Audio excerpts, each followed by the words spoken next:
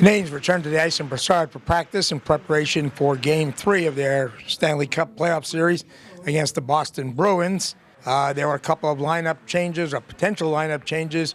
Douglas Murray was playing on defense along with Mike Weaver. In the third pair, gives the Canadiens a little more bulk. And there's also a possible change up front. Brandon Prust was skating with George Parros as one of the extras. Coach Michel Therrien was a little reluctant to share any lineup changes for tomorrow's game, but he did talk a little bit about some of the trash talk coming out of Boston.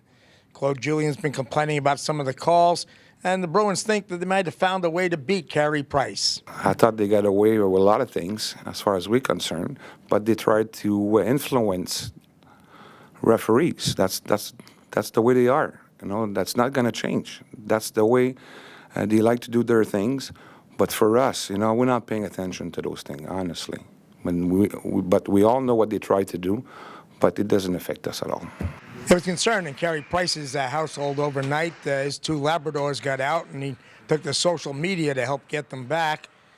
Today, Carey was focused on the game tomorrow, and he says he doesn't listen to all the talk about how they might have found a weakness in his game in Boston. I've seen a lot of scouting reports on lots of goalies throughout the league, and that's pretty much a scouting report on everybody. So it's the same for Tuukka, it's the same for me, it's the same for Ben Bishop, it's the same for Corey Crawford. You know, it's a pretty irrelevant comment, I thought. Ryan White has yet to play in the playoffs, but he was back in one of the forward lines in practice today with Rennie Bourque out of the lineup and Brandon Prust being demoted to one of the Black Aces spots. White has watched the last couple of games from the press box, and he offered his views on what's happened so far.